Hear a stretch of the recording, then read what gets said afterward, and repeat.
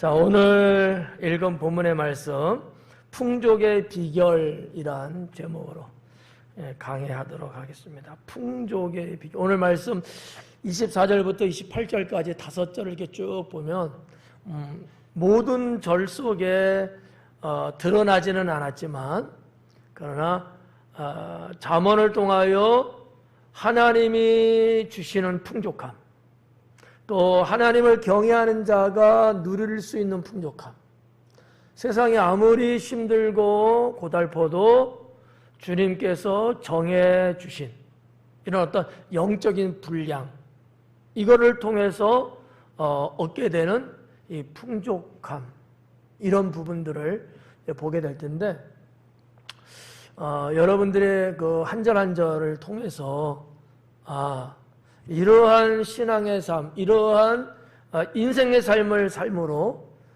나 역시 주님의 풍족한 삶을 살아야 되겠다. 이 풍족의 비결을 좀 오늘 말씀 강해를 통하여서 받아들이시고 깨달으시고 주인공 될 수 있기 바랍니다. 24절 말씀에 보니까 부모의 물건을 도둑질하고서도 섬뜩하네요. 부모님의 물건을 도둑질한다는 거죠. 그런 경험들 있으시죠? 없어요? 없으면 뭐 좋은 거고. 근데 아마 있을 수도 있어. 어릴 때 부모님 지갑에서 100원 꺼내가고 땅바닥에 굴러다니는 100원 주워가고, 자기 거 아닌데 다 부모님 거예요 그거. 근데 자기 것인 양 그렇게 슬쩍슬쩍. 또 뭐 요즘 애들은 뭐 그러지 않지만 우리 세대 때는 공부하면서도 돈이 뭐 이렇게 궁한 세대였으니까 이런 거예요. 저는 그런 적 없는데 우리 이제 친구들 보니까 부모님께 전과 산다고 돈 타서 중고 책방에 갔다가 팔고 그거 갖고 뭐 사 먹고. 여긴 그런 사람 없나 보다. 웃지를 못하는 거 보니까 참 착한 학생들이었나 봐요.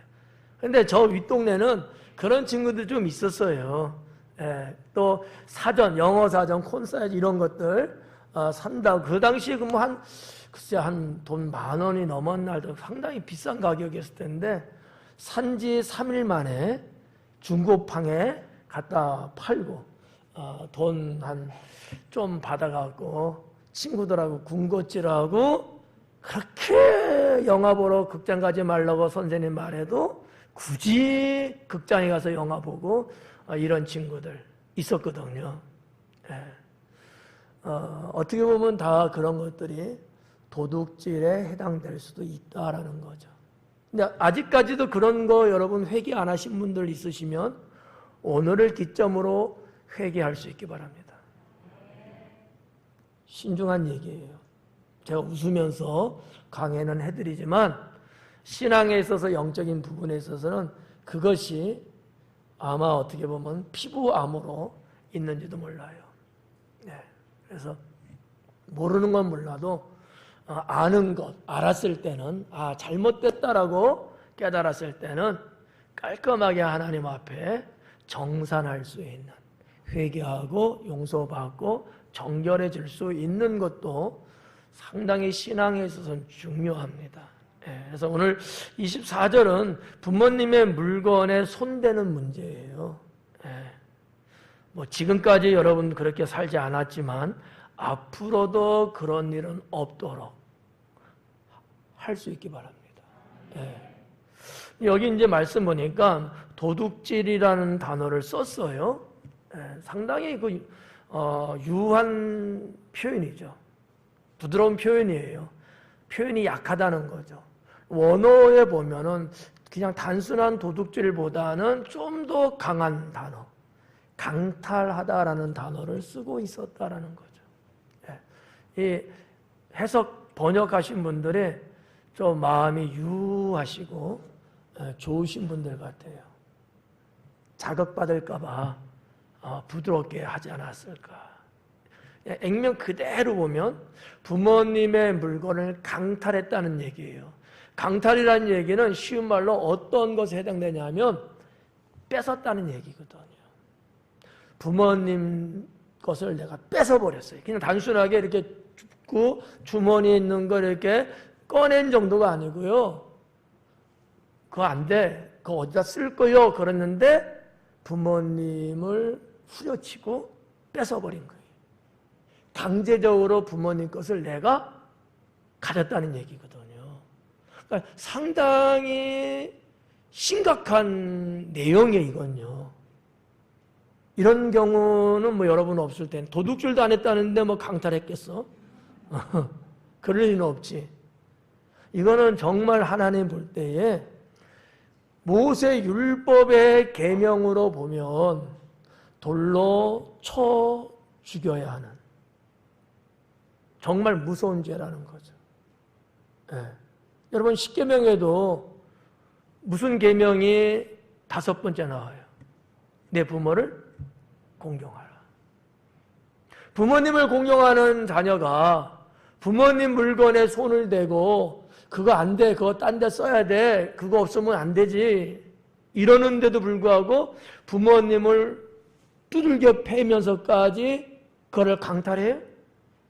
부모님을 공경한 사람은 그럴 수 없죠. 불가능합니다. 그 자체가 안 돼요. 근데 오늘 여기 잠언에서 말씀한 바에 의하면 이건 제가 볼 때 아주 심각한 상태다라는 거죠. 심각한. 우리가 그 신약 성경에 예수님 비유 말씀 탕자 있잖아요. 자, 탕자가 어떻게 타국에 갔다 그랬어요? 에? 부모님의 뭐를 가지고? 분깃을 가지고. 분깃이라는 개념을 여러분들이 놓치면 안 돼요. 부모님, 분깃이라는 것은 단순하게 부모님의 돈을 말하는 게 아니에요. 부모님이 돌아가셔야지만이 받을 수 있는 유산을 말하는 거예요. 그게 유산을 받는 것 때 합당하게 법적으로 내가 받을 수 있는 것을 분깃이라고 말하거든요. 근데 부모님이 돌아가시지도 않았는데도 불구하고 그것을 타낸 거예요. 이거는 어떤 의미에서 강탈한 겁니다. 정말 몹쓸 자식인 거죠. 네. 그럼에도 그 아버지는 그 아들이 돌아오기를 그렇게 기다렸다는 것이 예수님의 말씀이잖아요. 하나님의 사랑을 비유로 드신 거예요. 네. 그럼 우리가 뭐 신앙적으로 보나 일반 사회학적으로 볼 때에도 부모님의 마음, 부모님의 사랑 뭐 이런 등등의 이야기들이 참 많이 있잖아요. 그런데 참 아이러니한 것은 자식들은 그걸 잘 모르더라고요. 자식들은. 내가 제일 중요한 거야. 그래서 막 때로는 부모님한테도 대들고 부모님한테 큰 소리 치며 욱박 지르고 부모님을 향하여 때로는 욕도 하고 더 심하게는 부모님을 강탈하는가 두들겨 패고 자기가 부모님보다 힘이 세니까 그럴 수 있겠죠.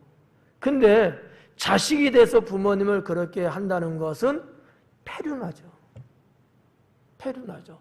성경으로 보면 이것은 돌로 쳐 죽여도 될 만한 범죄라고 하는 사실이죠. 예. 부모님의 물건을 강탈하고서도 죄가 아니다라고 말한다는 거예요. 얼마나 이 자식이 심령이 부패했으면, 에? 심령이 부패했으면, 얼마나 마음이 못돼 먹었으면, 타락했으면 이러기까지 하겠느냐라는 거죠. 그렇잖아요. 에. 뭐 여기 어른들도 있고 우리 뭐 젊은이들도 있지만 행여나 여러분들 아무리 삶이 궁색하고 아무리 어려워도 부모님을 강탈하는 일은 없어야 합니다. 어렸을 때만 이런 일이 일어나는 건 아니에요. 다 크고 나이 먹고 결혼해서 버젓이 가정을 꾸리고 있는 예를 들어서 30대, 40대, 60대가 돼도 이런 짓을 할 수 있거든요. 연세 드신 부모님 겁탈하고 말이죠. 큰 소리 가서 막 빵빵 치면서 협박하고 말이에요. 그러면서 그 부모님 그 노년에 있는 그 조그마한 약간의 어떠한 것도 그것마저도 내 것으로 만들어 버리려고 하는 이런 작태가 오늘날 살고 있는 우리 세대에도 여기저기 있더라라고 하는 얘기입니다. 이게 말이 되냐라는 거죠. 더 해드리고 더 도와드리고 그래야 되는 게 정상임에도 불구하고 거꾸로 여러분 한번 봐봐요. 이러한 스토리 말고도 오전에도 제가 법조계 이야기했습니다마는 부모님의 재산이 탐이 나고 부모님 재산을 다른 형제가 가져가는 꼴을 보기 싫으니까 내가 가져야 된다는 생각 속에 심지어는 부모님을 고소하고 이런 일들이 있잖아요. 에? 참 해괴망측한 일이 아닌가. 자기 부모님을 법에 고소하는 거예요. 야, 참 무서운 세상이다라는 거죠. 돈의 문제가 아니에요. 사람 댐댐이의 문제입니다. 그렇잖아요? 댐댐이 문제죠. 그렇게 해서 그래요. 어느 정도 원하는 것을 내가 갖는다고 한번 쳐봐요. 과연 그 인생이 축복받고 잘 될 수 있을까요? 일시적으로는 잘 될 수 있습니다. 일시적으로. 어느 기간까지는 잘 될 수도 있겠죠. 그러나 과연 그 양심에 비춰볼 때나 주변 사람들이 볼 때나 그 가족들이 볼 때에 과연 사람이라고 말할 수 있겠으며 뻗어시 당당하게 과연 살 수는 있을까라는 거죠.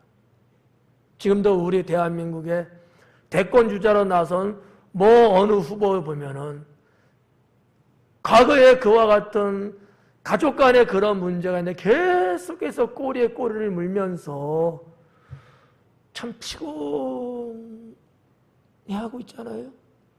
본인은 얼마나 피곤하겠어요. 그 당시에 무슨 일 때문에 무슨 사연 때문에 그런지 모르지만 있을 수 없는 그러한 것 때문에 말이죠. 사랑하는 성도 여러분, 저는 우리 교회 성도들이 이러한 사람이 되지 않기를 소망합니다. 네. 그냥 살아요. 부모님 것을 강탈한다는 거 하는 것은 이거는 하나님 보실 때나 사람 볼 때나 어떠한 방향에서 어느 각도에서 봐도 이건 납득이 안 가고 이해 불문입니다. 있을 수 없는 거예요. 우리 모두 누구는 누구에게만 해당되겠지 이렇게 보시면 안 돼요. 우리 젊은 자녀들도 나이 먹어가는 우리들도 다 해당되는 거야. 다 해당되는 거야. 예. 그렇지 않아요? 심지어 여러분 예수님 당시에 부모님을 봉양하고 부모님을 위해서 할 도리를 해야 되는데 그게 하기 싫어서 부모님께 살아갈 수 있는 물질적인 도움을 드려야 되는데 그걸 하기 싫어서 안 했던 사건을 예수님이 비유로 말씀을 들곤 했잖아요. 부모님께 해드려야 된다니까 무슨 얘기예요? 이거 하나님께 드릴 건데요. 이렇게 핑계댄다는 거지. 그러면 정말 하나님께 드렸느냐? 아니요. 하나님께 안 드리고 핑계만 내는 거야. 이런 못돼 먹은 자식도 예수님 그 당시에도 있었다라는 거고 예수님보다 더 이전 시대도 그런 일들이 있었다고 성경은 기록하고 있는 거예요. 오늘날도 다르지는 않은 것 같습니다.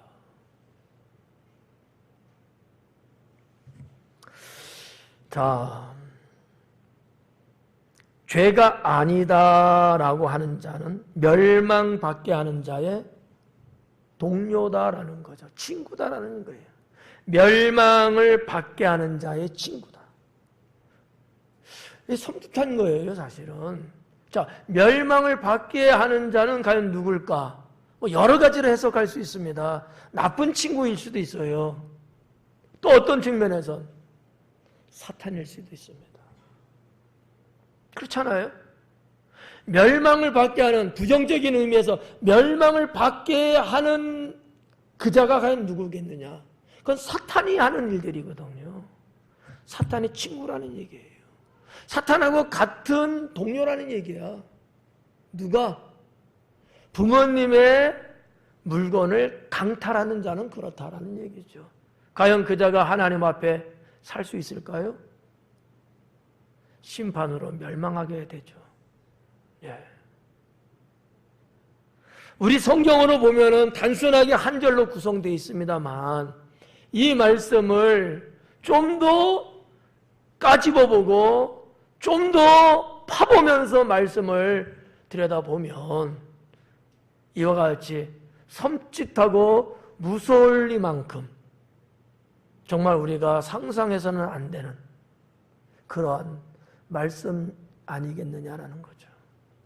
성도 여러분, 그냥 어느 날 한번 들은 말씀이라고 생각하시면 안 돼요. 여러분 인성의 가장 기본적인 골격으로 삼으셔야 합니다. 네. 뭐 그럴 수도 있고 안 그럴 수도 있고 이러시면 안 된다는 거야. 내 인간미의 가장 중심 골격으로 삼고 어떠한 일이 있어도 이와 같은 일은 내가 하지 않는다라고 하는 철칙으로 여러분들의 말씀을 마음판에 새기셔야 합니다. 왜냐? 언젠가 이와 같은 일이 여러분에게 올 수 있거든요. 언젠가는 지금은 아니지만 언젠가는 이와 같은 일이 여러분 삶 속에 벌어질 수 있다라는 거죠. 근데 내가 여기에 대한 충분한 정신 그리고 대비책을 갖고 있지 않으면 남이 할 때는 그러면 안 되지라고 하면서도 정작 그것이 내 일로 왔을 때는 그럴 수도 있지라고 생각하면서 이런 페루나 같은 짓을 할 수밖에 없다는 거죠. 누구도 예외는 없습니다. 저도 마찬가지고요. 여러분 모두가 다 여기에 해당될 수 있다라고 하는 것입니다. 그날이 설마 온다 할지라도 우리는 이와 같은 사람이 되지 않도록 지금 이 순간에 하나님 말씀을 마음판에 분명하게 새기시고 삶의 기준이 될 수 있기 바랍니다. 뭐 여기에 대해서 부연적인 설명 내지는 추가적인 내용들이 여럿 있지만 시간이 허용되지 않으니까 이 정도에서 마치는데 여러분들은 여기에 스스로 응용을 하셔서 좀 살아야 돼요. 이 무슨 말인지 또 못 알아들을 수도 있는데 예를 하나만 드리고 넘어갈게요. 부모님께 생활 용돈 드리는 것을 안 드리는 것은 강탈에 준합니다. 너무 심각하죠? 제가 좀 심하게 말했죠? 자식이 부모님 수입 근본이 없을 때는 살아가실 수 있도록 해드리는, 그게 뭐 얼마라고 말을 할 수는 없어요. 사람마다 다르니까. 부모님을 생각해서 해드리는 것이 당연하죠. 아니할 때는 강탈에 준하는, 강탈은 아니지만 거기에 버금갈 정도로 하나님 보시기에는 악하다는 거죠. 이와 같은 자는 복을 못 받습니다. 주님이 축복 안 한다는 거죠. 자, 25절 볼까요? 욕심이 많은 자는 다툼을 일으키나. 24절하고 25절하고 어떻게 연결돼야 안 돼요? 관련성이 있는 것 같아요? 없는 것 같아요? 있죠. 욕심이 많은 자가 다툼을 일으키는데 24절에서 부모님의 물건을 강탈하는 자는 욕심이 없는 자예요? 엄청나게 있는 자죠. 이게 24절과 25절이 별개의 얘기가 아니고 이게 어떻게 보면 이어지면서 그것을 좀 더 풀어놓고 있는 말씀이라고 볼 수도 있다는 거지. 마음에 욕심 있는 거지. 봐봐요. 욕심이 많은 자는, 네. 사실 원어에는 욕심이라는 단어보다는 탐심이라는 단어로 돼 있어요. 탐심은 제가 뭐라고 말씀드렸어요? 결코 내가 가져서는 안 될 거예요. 근데 그걸 갖겠다는 거야. 그건 탐심이에요. 부모님의 물건은 내가 가져야 되는 거예요? 내게 아니에요. 근데 그걸 가지려고 하잖아. 그건 탐심인 거죠. 욕심은 내 거지만 나만 가지려고 하는 거야. 자기가 쓸 것도 없어. 자기한테 필요하지도 않아 이제는. 그런데도 꼭 털어지고서 누구도 주지 않고 차라리 버리면 버릴지언정.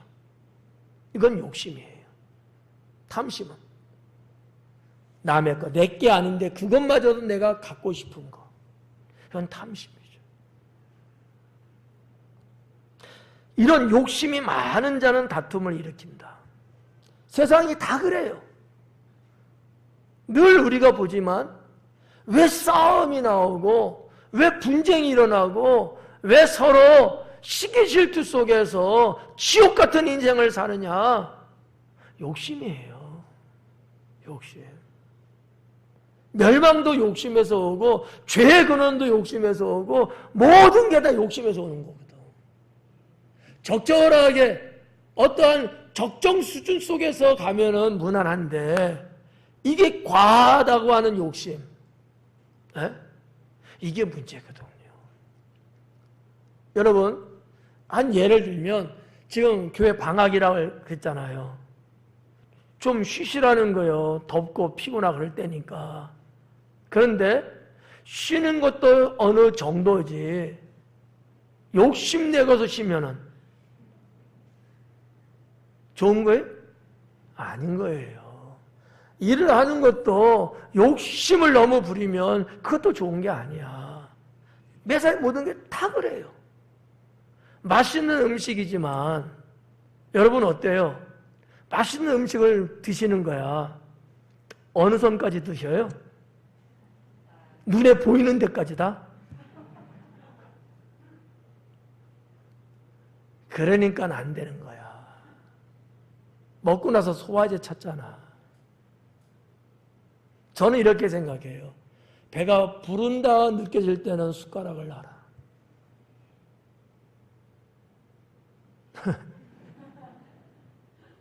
그러면 비만 때문에 걱정할 것도 없고 그것 때문에 지방살 핑계 댈 것도 없고 매사에 모든 게 다 그런 거예요. 예를 드린 거예요. 여러분 우리가 가장 생활 속에서 가장 근접할 수 있는 경우니까 욕심이라는 게 그렇다는 거지. 좋은 거지만 좋은 것도 과다한 욕심 또는 탐심 이런 거는요. 이거는 하나님 앞에 죄가 되고 멸망의 사인이 될 수 있다고 하는 거죠. 네. 그러니까 성경에서는 언제나 이 욕심에 대한 부분들을 계속 말씀하고 있는 겁니다. 창세기 때부터 그렇잖아요? 아담과 하와가 등장하면서 하나님의 선악을 알게 하는 나무의 실과는 따먹지 마라. 나머지 네가 다 갖대. 이 정도면 여러분 최상 아니에요? 다 주셨는데? 근데 그만 것까지도 욕심을 부렸잖아. 욕심이 문제거든요. 저는 목회를 하면서도 글쎄 누가 볼 때는 야망이 없는 목사다라고 평을 던지는 모르지만 저는 그다지 욕심 부리고 싶지는 않습니다. 주님이 나에게 줄로 재어준 구역, 나에게 맡겨준 영혼들, 거기에 대해서 내가 충실하는 거지. 너무 과다하게 욕심을 부려서 막 동서남북 전 세계를 나의 발바닥으로 생각하고 그런 것까지는 쉽지 않습니다. 네. 물론 어떻게 보면 좋게 보면은 야 주님을 위해서 물불 안 가리고 그냥 최선을 다해서 이렇게 열심히 하는구나. 박수 받을 만 하겠죠. 그러나 어떻게 보면은 그게 정말 하나님이 원해서 그랬을까? 라고 한번 생각을 해볼 수 있다는 거죠. 나의 욕심이었다라는 거죠. 잘은 모르겠고요. 목회 선배 목사님들, 저의 선배 목사님들, 대한민국의 1세대서부터 그분들의 일대기 내진 자서전 등등으로 그분들의 이야기를 목회 노년에 들어보니까 그때서 하시는 말씀이 모든 분이 다 그런 건 아닙니다. 그런 많은 분들이 당신들의 욕심이었다라고 고백하더라고요. 정말 하나님이 정말 원해서가 아니고 내 욕심이 앞서서 그랬다는 거죠. 후회한들 여러분 이미 끝났어요. 그러니까 이런 부분들 우리가 25절을 보면서 욕심이 많은 자는 다툼을 일으켜요. 이거는 피할 수 없는 거예요. 욕심 부리면 다툴 수밖에 없어. 근데 다투는 거로 끝나면 다행이죠. 다툼의 결론은 뭐예요? 죽음이거든요. 여러분 한번 봐봐요. 제가 10명하고 싸워서 이겼어요. 10명을 다 제가 제압했어요. 100명도 제압했어. 언제까지 제가 계속 제압할 수 있을까요? 나도 언젠가는 죽게 돼요. 조금만. 전 세계 전쟁사 같은 것도 여러분 보면 말이죠. 그 책들이 나온 것들이 있어요. 요 땅 조금만 더 내가 지배하고 또 저기 또 지배하고 점점 그러면서 더 영토를 확장하잖아요. 이것이 일명 영이라는 사람들의 욕심이거든요. 그게 언제까지 가겠어요? 결국 자기도 그 칼날 앞에서 죽는 거죠. 욕심이에요. 욕심과 소망을 혼돈해서는 안 됩니다. 저는 제 주변에서 욕심을 부리는 사람이 잘 되는 것을 본 적이 없습니다. 어떻게 보면 제가 욕심을 안 부리려고 하는 것도 그런 맥락일 거예요. 그런 맥락. 우리 목사님들하고 이렇게 이런저런 그냥 이야기나 때로는 좌담을 이렇게 할 때에 그런 얘기 가끔 할 때가 있어요. 욕심에 대한 거.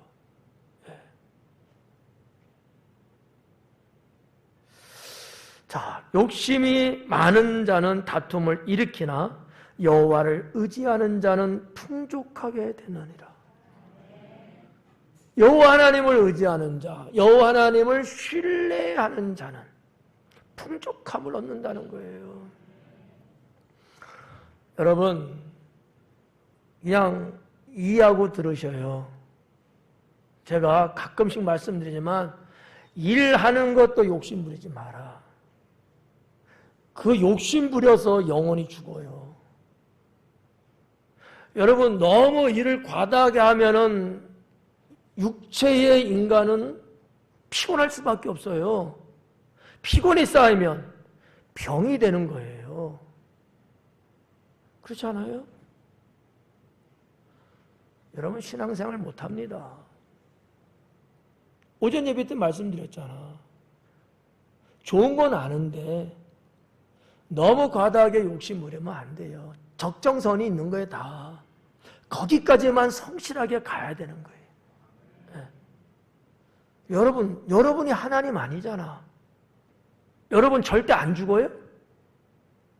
지금 그렇게 여러분 정신없이 산다고 해갖고 되는 게 뭐가 있어요?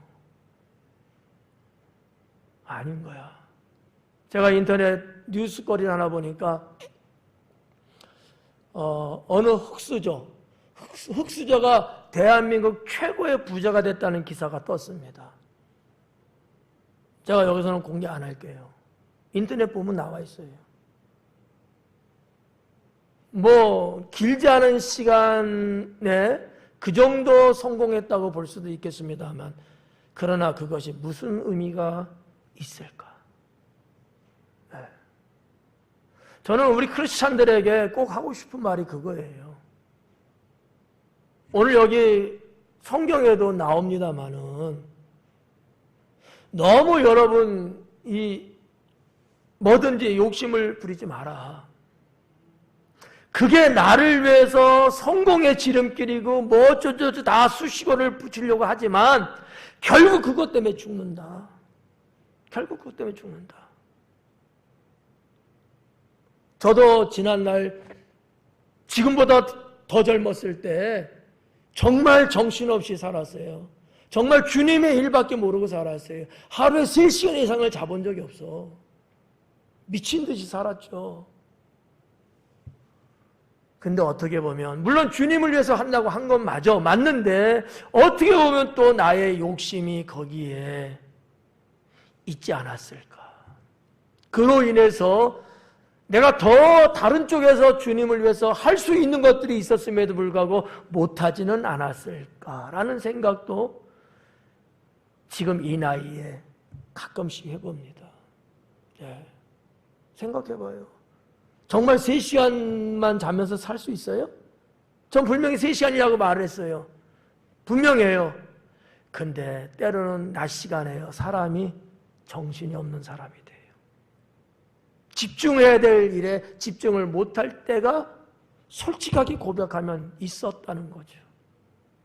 그러면 거기에서 내가 얻어야 될 정말 귀중한 것들을 놓쳐버릴 수도 있었다라고 하는 거죠. 이해가요? 어느 정도 여러분 밤에는 수면을 취하고 낮에는 건실하게 일을 하고 이런 어떠한 조화가 잘 이루어져야 된다는 거예요. 근데 병든 닭처럼 물론 다 이유가 있을 거야. 내가 일하지 않으면 누가 하겠느냐. 그러니까 어쩔 수 없이 그냥 힘들고 피곤한 내가 일을 합니다. 알아요. 그런데 어떻게 보면 욕심이에요. 난 핑계댈 게 없어요. 자기가 죽어가고 있는 것도 모르고 말이죠.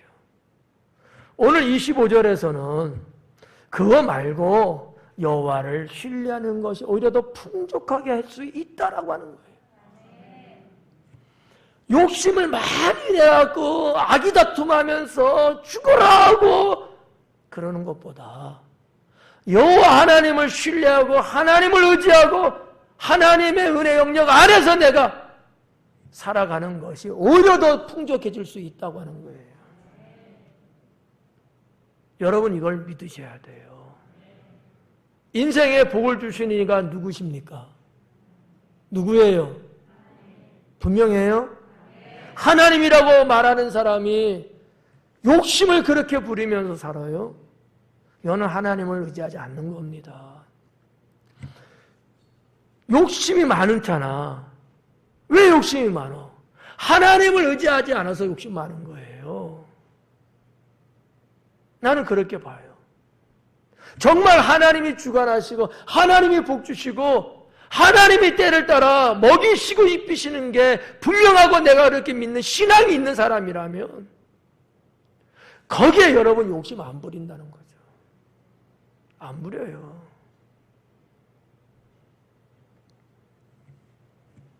뭐든지 적정량이라는 게 있다는 겁니다. 우리 인생은 단세포가 아니거든요.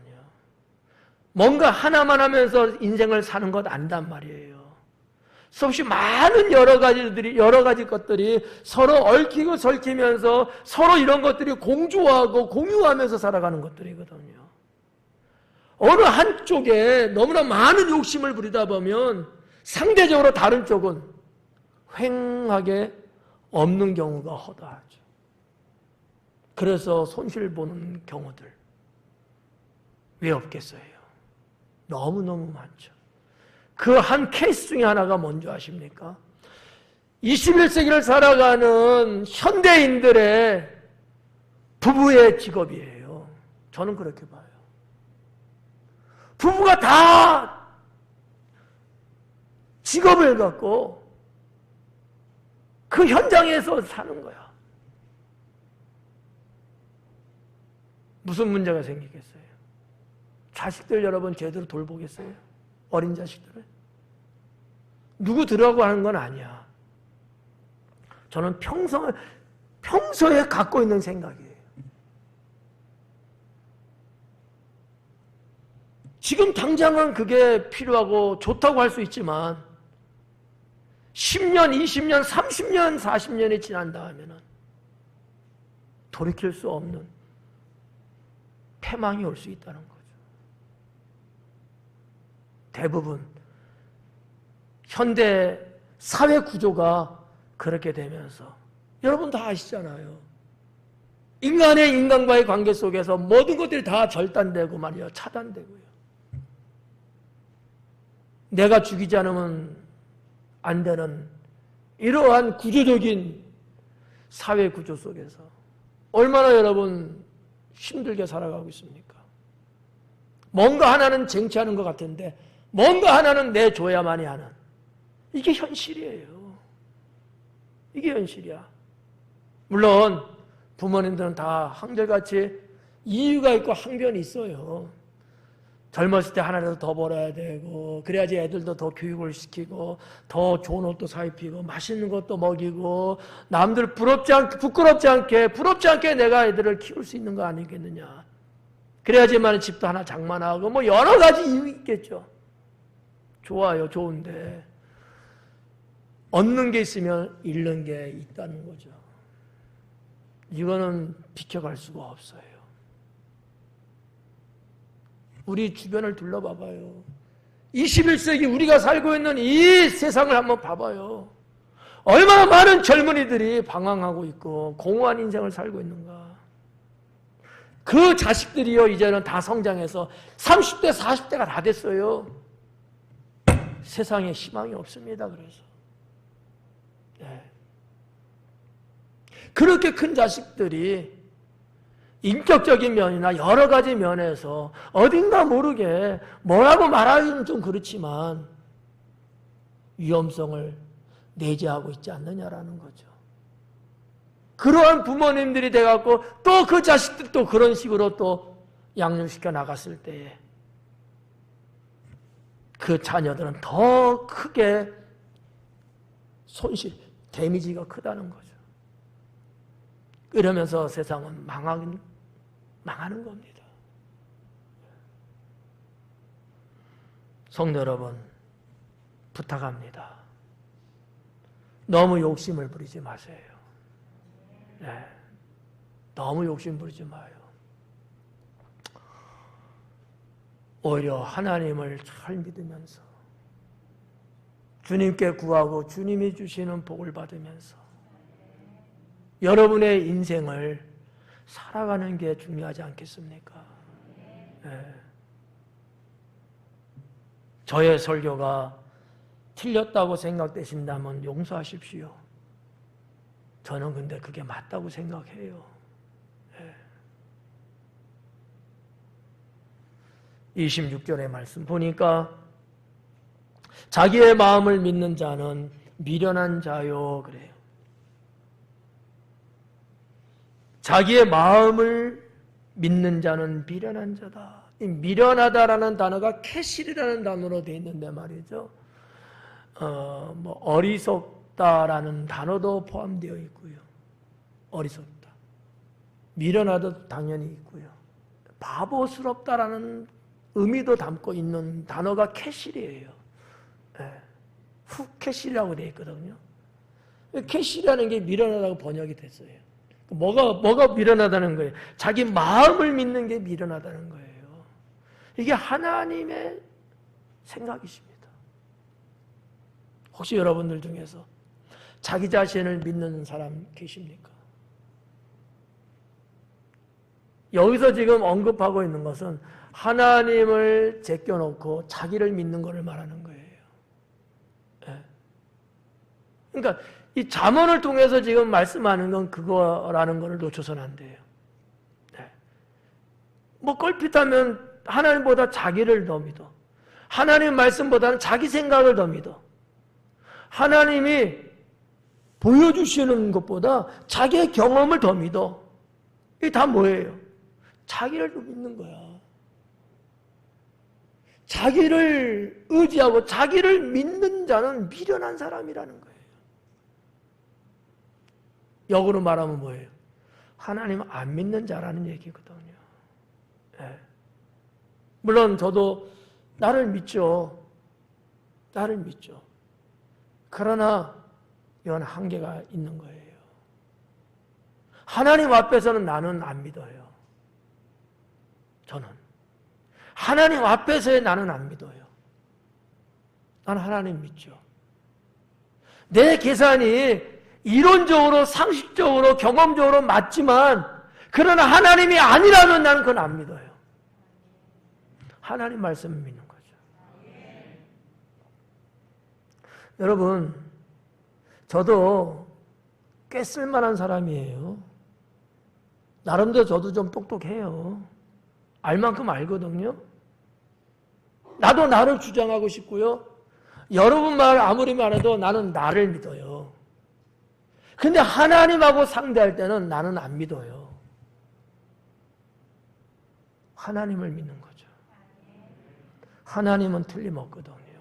하나님은 완벽해요. 네. 사랑하는 여러분, 저는 이런 말씀들이 정말 우리의 실제적인 생활 속에서 부딪히고 일어나는 경우들의 요긴한 말씀이 아닐까라는 생각을 해요. 어때요? 여러분 하루하루 살아가시면서 때로는 나를 너무나 내세우고 너무나 믿고 의지하려고 하는 부분들이 있을까요? 없을까요? 있죠. 제가 어거지로 물어봐서 대답하는 건가요? 여러분 정말 자기 자신 안 믿어요? 그러면 정말 다행인데 제가 본 바요 들은 바는 하나님보다 자기를 너무 믿더라는 거죠. 거기에는 풍족함이 없다라는 거죠. 오늘 말씀의 제목이 풍족의 비결이잖아요. 누구나 다 풍족하고 싶죠. 그러지 않는 사람이 어디 있겠어요? 다 풍족하고 싶죠. 근데 그러지 못한 이유가 어디 있을까? 하나님이 주시는 것을 보지 못하기 때문에 나를 너무 믿는 거야. 나를 너무 믿어. 자기의 마음을 믿는 자는 미련한 자요. 지혜롭게 행하는 자는 구원을 얻을 자니라. 네. 여러분, 여기 지금 지혜라는 말 나왔잖아요. 지혜라는 말. 이 지혜라는, 이 지혜, 하나님이 주신 지혜인데, 이 지혜는 말이죠. 이런 부분을 여러분 한번 생각해 봐요. 그 지혜는 어떤 자가 받는 것이며, 그 지혜를 어떻게 쓰는 것이냐, 어떤 경우에 이런 지혜가 내게 올 수 있고, 내게 온 지혜를 내가 어떻게 내가 활용할 수 있는 것이냐라는 거죠. 이것을 효과면에서 극대화시킬 수 있는 비결이 어디 있겠느냐라는 거죠. 한 가지만 말씀드리면 내가 얼마만큼 하나님과 친밀하게 내가 사느냐는 거예요. 내가 하나님과 얼마만큼 친밀하게 사느냐. 친밀하게 사는 자에게 하나님은 지혜를 주신다라는 거죠. 하나님과 친밀하지 못하면 지혜를 얻을 수가 없어요. 네. 여러분이 인정하고 싶지는 않을지 몰라도 어쩔 수 없어요. 여러분, 하나님이 주시는 지혜를 갖기를 원하십니까? 그러면 하나님과 친밀하셔야 돼요. 쉬운 말로 말하면 하나님과 가까이 지내야 된다는 거예요. 그러면 하나님께로부터 오는 지혜, 총명함이 생기는 거예요. 성경에 나오는 인물들 다 봐요. 지혜로웠던 사람들 다 봐봐요. 그들이 어떻게 살았는가? 하나님과 너무 가깝게 살았던 거죠. 언제 그들이 지혜 달라고 그러지 않았어요. 근데도 하나님이 지혜롭게 해주신 거야. 왜? 하나님과 친밀하게 있으니까 하나님으로부터 그냥 그런 지혜가 넘어오는 거야, 그냥. 이 부분을 여러분이 좀 깨달았으면 좋겠다. 그렇잖아요? 예를 들면, 여러분 봐봐요. 똑똑한 사람, 지혜로운 사람하고 같이 어울려 봐봐요. 그러면, 지혜롭게 될까? 1번. 그저 그렇다? 2번. 더 바보스럽다? 3번. 몇 번일 것 같아요? 커봐요. 좀 지혜로운 사람하고만 친밀하게 지내도 나도 그 지혜를 내가 갖게 되는데, 지혜의 주인 되시고 근원 되시는 하나님과 친밀하게 사는데 그 하나님의 지혜가 여러분에게 전달이 안 되겠어요? 이성적으로 한번 생각해 봐요. 난 이걸 여러분에게 좀 강조하고 싶어요. 하나님의 지혜가 있으면 세상이 아무리 험난하고 어려워도요, 다 이겨나갈 수 있습니다. 지혜로우면. 그 지혜는 하나님이 주시는 거. 예? 지금 뭐 전 세계적으로 힘들고 어렵고 못 살겠다, 죽고 싶다, 이런 말들이 그냥 무성한 시대잖아요. 이럴 때일수록 우리 믿음의 사람들이 더 멋있고 훌륭하게 사는 모습을 보여줘야 돼요. 그러려면 더 하나님과 촌밀하게, 더 가깝게, 더 친밀하게 살아가는 신앙이 돼야 된다는 거죠. 그러면 그냥 마치 자동적으로 이렇게 오는 거야. 요즘 시대 여러분, 무선 충전 이런 것들 많잖아. 그죠? 얼마 전만 해도 다 선을 깨지만이 충전됐잖아요. 지금은 뭐 이렇게 접촉해도 되고, 이제 접촉 안 해요. 비접촉 무선 충전도 되는 세상이란 말이야. 공중에 있는 전파를 그대로 내가 충전시킬 수 있는 세상이란 말이에요. 안 믿어지나 보네. 나는 알아요. 저는 전자를 공부한 사람이거든요. 이 과학계의 이 어마어마한 비전. 여러분, 지금 우리 이 공간에도 지금 전파들이 수없이 많거든. 이런 거를 통해서 그냥 여러분의 핸드폰이 충전되는 세상. 전기차 얘기도 했습니다만, 전기차가 꽂아야지만 힘은 되잖아요. 아니 되니까 앞으로는 더 가면요, 그냥 세워놔도 충전되는 세상이 온다고. 아, 나 그때까지 살아야 되는데. 맞나 틀리나 확인해야 되니까. 사람이 발명하는 과학의 세계도 그렇거늘 그 하나님과 여러분이 이 친밀하게 이게 네트워크가 되고 있는 인생을 사는데 주님의 지혜가 왜 안 오겠어요? 답답하네. 무슨 말인지 아시죠? 네. 내가 어거지 부리는 것 같다. 그래서 지혜롭게 행하는 자는 구원을 얻을 자니라. 27절에 가난한 자를 구제하는 자는 궁핍하지 아니하려니와.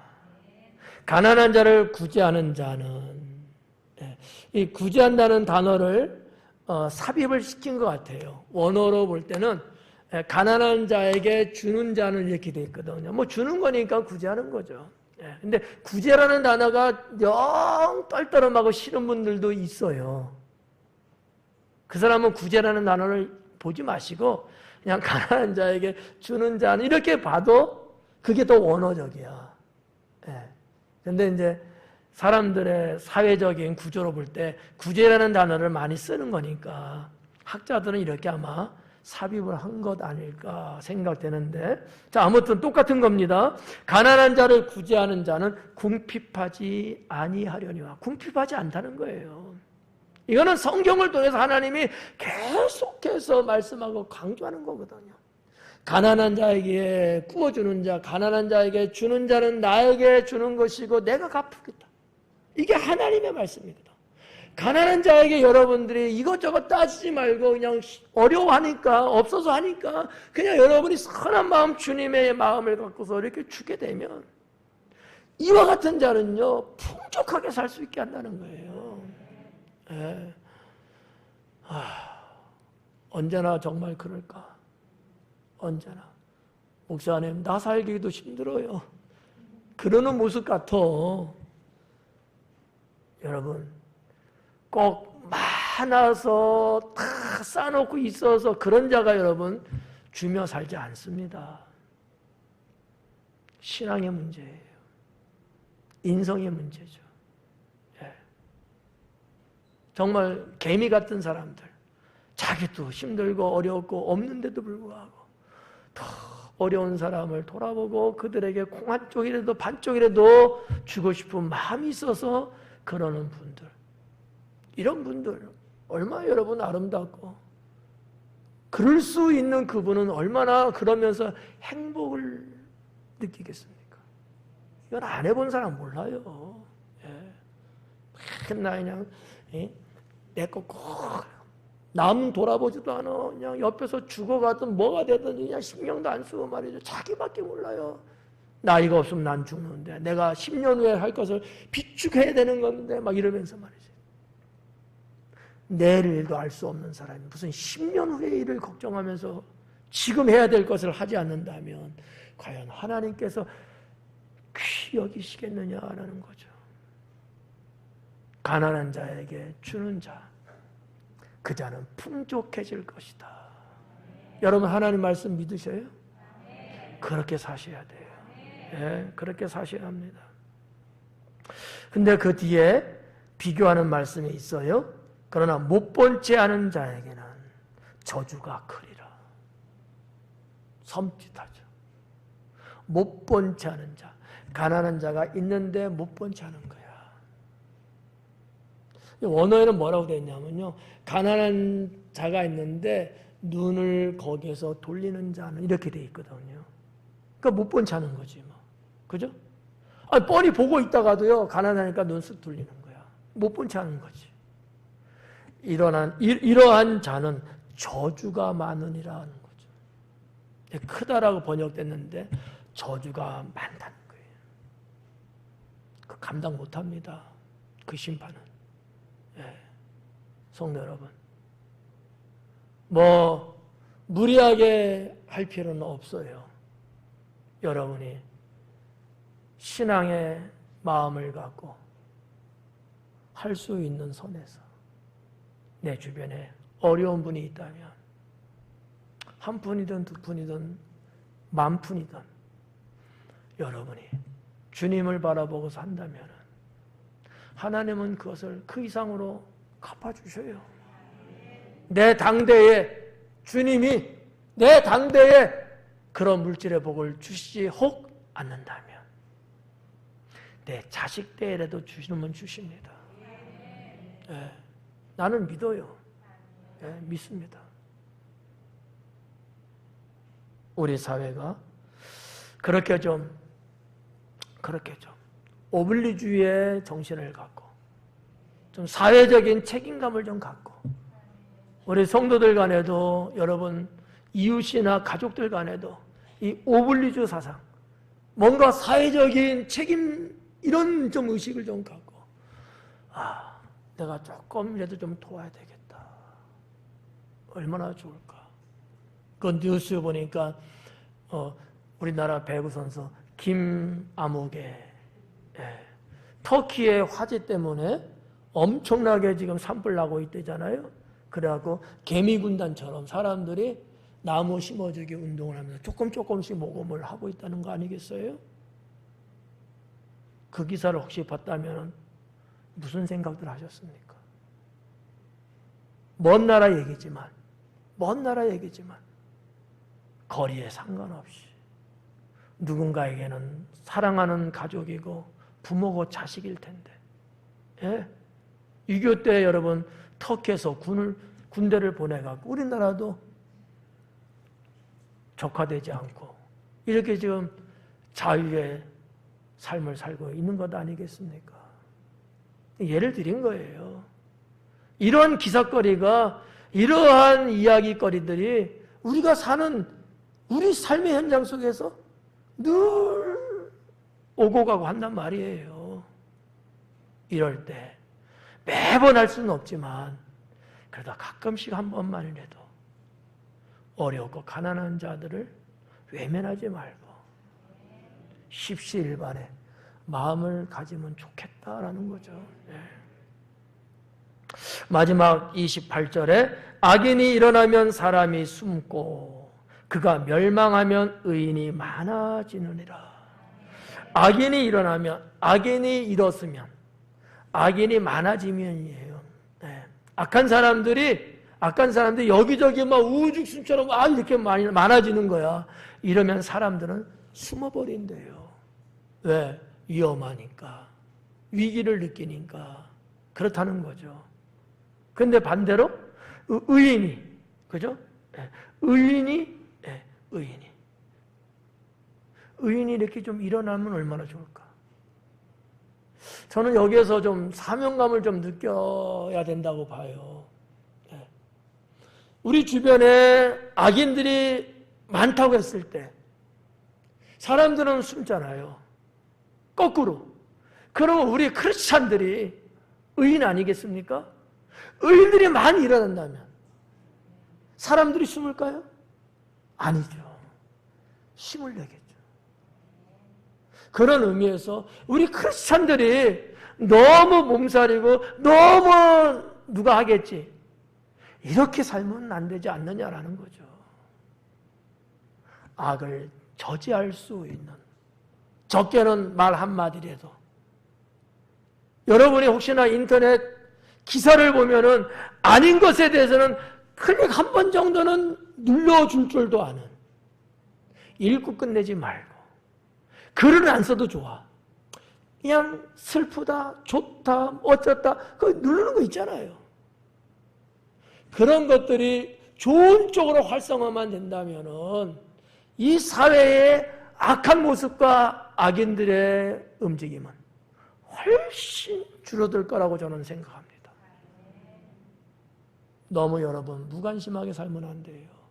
저는 28절을 보면서 악인이 일어나면 사람이 숨고 그가 멸망하면 의인이 많아진다고 했는데 그가 멸망하지 않아도 의인들이 일어나면 자동적으로 악인들은 소멸하게 되죠.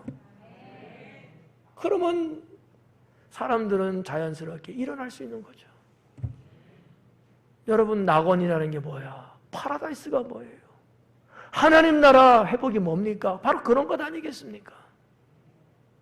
우리는 하나님께 먼저 구원받은 자들로서 그런 어떠한 좀 의식을 갖고 사명감을 갖고 나 아니면 누가 하겠지가 아니고 내가 선한 데는 앞장서려고 하는 그런 어떠한 의식을 좀 가지면 얼마나 좋을까. 예. 기도하겠습니다.